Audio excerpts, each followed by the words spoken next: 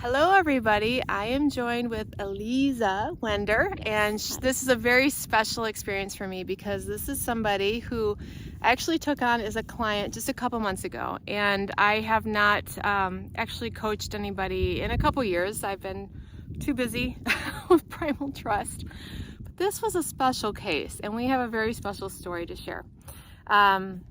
Hi.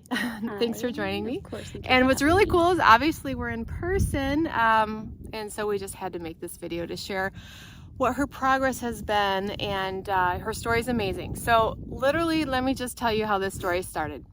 I get a phone call from the office of Dr. Werner Voslow here in St. George a couple months ago, in the end of November, and he says, or his office manager called me, and she said, Dr. Kat, I know you're not seeing anybody, but we are begging you to make an exception for this person because we have a woman who's living naked outside. She's living naked outside pretty much in Arizona, and she's super sick. She's in desperate need of help. She's allergic to everything. And we want to help treat her, but we need her to be able to come into the clinic and at least wear a gown and get into the clinic. And we don't know anyone else to call that can work with the nervous system in a special case like this other than you. And I said, well, yeah, it's true. I have not taken on a client in a couple years, but naked in the woods, I am curious and I'm always up for a challenge. And so I said, sure, give her my number. And so I called you up and tell them a little bit about, how sensitive you were to everything just a couple months ago. Incredibly sensitive. I have had toxic mold syndrome for most of my life since I was about 4, and I'm in my early 40s, and went undiagnosed for much of that. So I just had this massive toxic buildup. And moved to Arizona specifically over a year ago for the dry climate and thought, okay, I'm going to be great because there's not a lot of mold here. And my apartment became moldy, and then I ended up moving 5 times within 2 months, and just every single move, more mold exposures, and then I started to have really bad mast cell reactions and chemical sensitivity to the point where my body did not want to be inside anywhere. I couldn't walk inside anywhere, not even to go to the bathroom, not even to shower. So I had to resolve myself to it, surrender, and live outside, which is not what I wanted to do by any means. And it got to the point where, I thought, okay, I've always been okay outside in the Arizona weather, and my body will detox, and then I'll be able to go and find a place to live. And I started to react to all the different detergents that all the different houses around me were. Whenever they would do their laundry, I'm like, oh great, it's Sunday now, everybody's gonna do their laundry. Why are people doing their laundry at 6 o'clock on a Saturday night? So it became your obsession. It became my obsession. Yeah. And it got to the point where it was so bad that I couldn't, when I needed to have my clothes washed from the people whose backyard I was living in, I couldn't do it. She washed my clothes, and she washed them in my own Ecos, but in her washing machine, and my body rejected my clothes. So you really became sensitive and almost allergic to everything, except for the outdoors, I assume. But at that point, I pretty much felt like I was allergic to the outdoors, even that. Wow. Because I couldn't breathe. It got to the point the last few weeks when I was living outside, I literally couldn't breathe. And I remember once I was like, I'm going to take a hike. Went on a hike with a friend, and we were really up high, and I finally could breathe. And I thought, oh my goodness. This is what it's like to breathe. And then I went back down to the city, and so it was even outside was doing it to me. Wow. And I know you said you got to the point where eventually you got so sick you lost all your energy, you could hardly function. I could not function at all. I could not go in anywhere. I couldn't do any grocery shopping. I couldn't send a package. I had no address. My insurance was like, where do we send your, I'm like, I'm sorry, no address. I don't mean to be laughing. I'm just like, where you're at now, 2 months ago, this is just a phenomenal story. So yeah. Yeah, now I have an address. I had no address. You want to get a hold of me? I'm sorry, you can't. At the post office, they still cannot keep track of me. The girl that lives out by the one tree. Exactly, by the tree. So anyway, this situation for me, I knew how desperate it was, and I was really curious. Could brain retraining, could nervous system regulation, could just literally talking to her about how to shift this reaction that she was having. Could that happen quick enough? And I think we talked like on a Friday, and you needed to come to Utah, to where I live actually, to see this doctor on a Monday or Tuesday. So it was a very short time that we had to be able to shift her system into enough safety to go into a building, to wear clothes, to get treatment, because she was in such a severe state. And you were coming to get the phospholipid treatment that Dr. Werner Voslo does. That's a whole other topic, has a lot to do to help shift cells out of cell danger response, and can be really effective for people, but other topic. So nervous system. So I called you up and we talked, and tell me what the outcome was of that very first coaching call for you. It was quite phenomenal. I mean, I felt like, even though I had done other brain retrainings previously, it was literally like I was learning something brand new. Like, and it was so pivotal in my healing journey. And then I remember, like, when we first met and we talked, and I've like listened to that recording over and over, because I'm like, there are just so many good little snippets in here. And I mean, I couldn't, when I first came here to Utah, I wasn't even sure that I could be in the like hotel that I had booked for myself. And even though like I made sure like no cleaners and all that kind of stuff, but it was your brain retraining that allowed me to do that. What was the shift? Like, what was the perspective shift? For those that are listening, super sensitive, I'm allergic to everything. And she's saying, no, you don't understand. Like, I really react, and it's the mold, and there's the things. And I'm like, yes, I know you have all those things. That is true. What was the perspective that helped you move from that response of allergic to everything to at least being able to come inside? Yeah, and I think it was actually learning how to come inside myself. You know, you talking about how like seeing everything as an external threat, but it was really me getting that understanding that my limbic system had been wired and programmed since I was a child to fear everything outside of me, and that it was just a program that I was running and running and running without even thinking about it. Like, oh, you see that? Okay, that's going to be a threat. This rock here, that's going to be a threat. And so it was turning that off and just really noticing that. And I remember when you talked to me about like radical remissions. I mean, I was so bad. Like for 5-6 months, I had no home. I had no, like, nothing of my basic needs on like the Maslow's hierarchy of needs was met. Nothing was met. So I really like poured everything into what you said, because I thought, you know what, I want to be one of those people who has like that radical remission, because I'm so down in the hole. And so I really took it to heart, and I really, like, any moment I would try to just catch my brain. Oh, you're going there to the external threat. You're going there to the external threat. Bring it back to the internal, and that retraining myself. Yeah. And literally I went with, like, the first night I stayed in Utah, massive symptoms. I was convinced it was like the cedar on the ceiling. And then I think by the second or third night. Yeah, I think I no saw symptoms. We had an in-person coaching after the first night. Right. Yeah. Yeah, we had an in-person. And we talked you down off the ledge. Yes. Yes. There were quite a few ledges. Yeah. And yeah, go ahead and you can. And then all of a sudden I was able to be inside there, and then also be inside 6 hours a day at this clinic. And I'm going to keep going. Yeah. And it got me to the point where I left Utah and felt well enough. Well, when I was in Utah, I would try little things. Like I would go to the store and try not to think about, oh, is it moldy? Or is there going to be a scent here? I really used that brain retraining to just notice the patterning in my head. And so I started to do little exposures here and there. We've got to be. And then I got back to Arizona and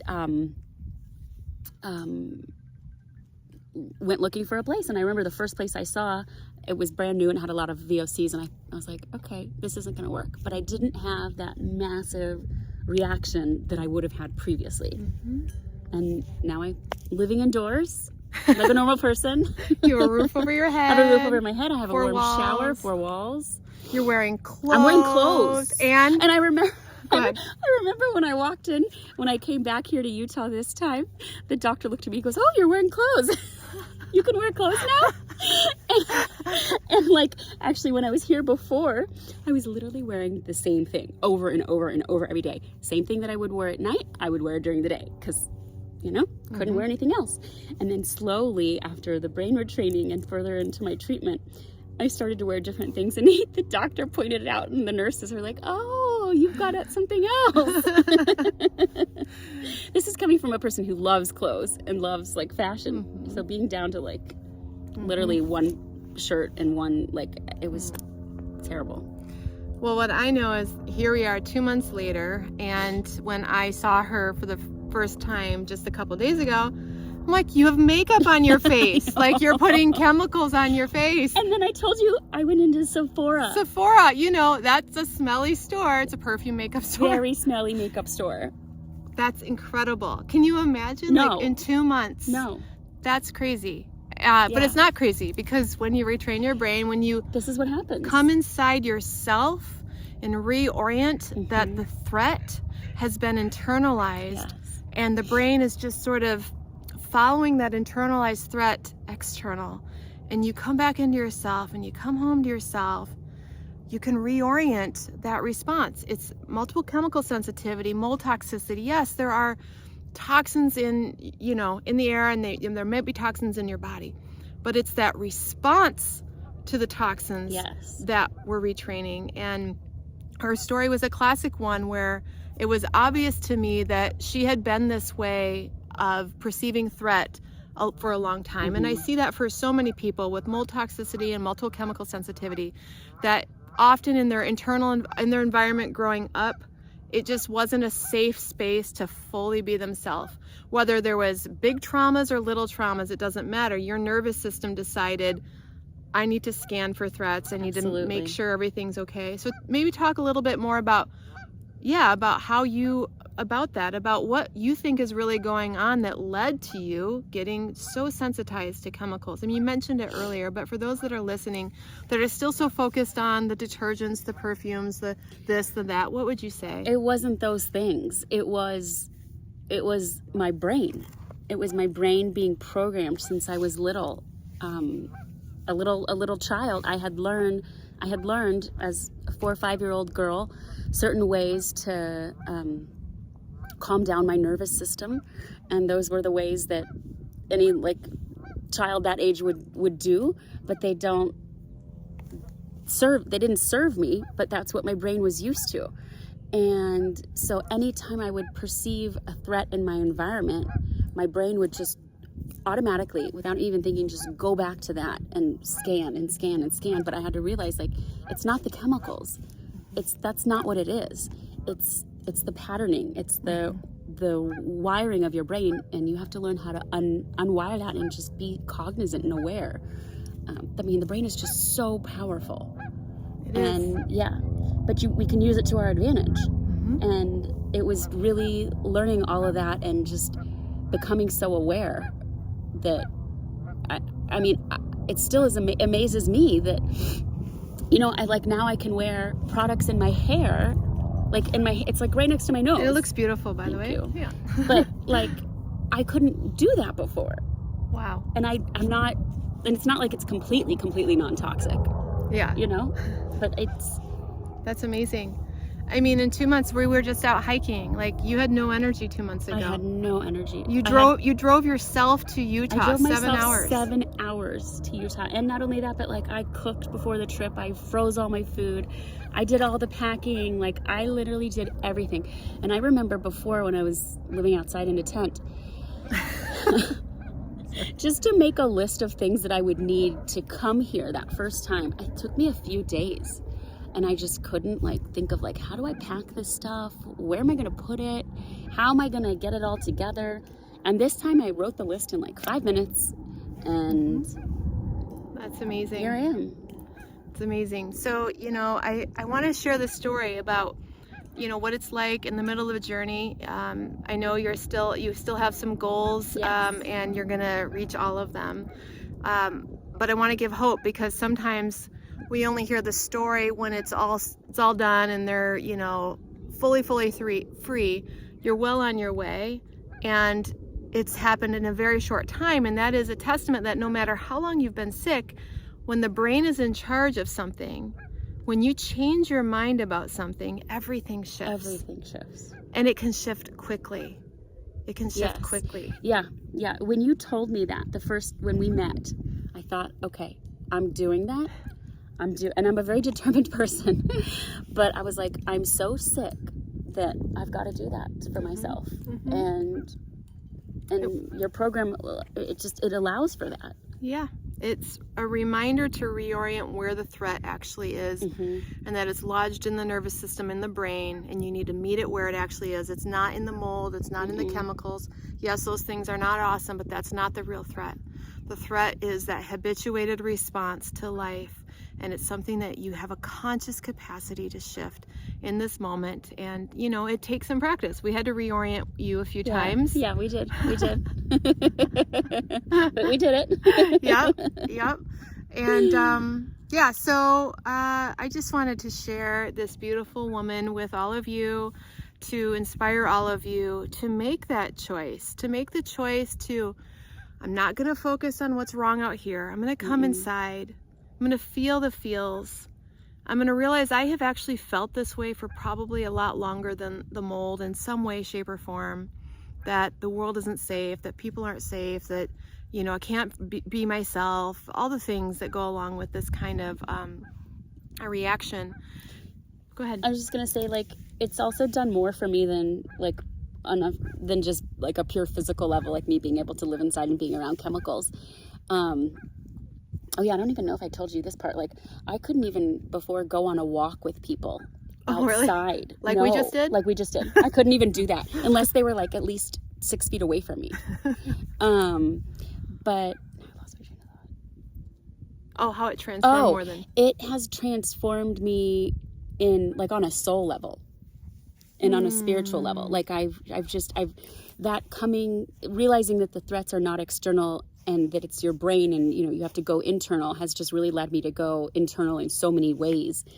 And it's just brought about so many amazing changes that are just shifts, life shifts.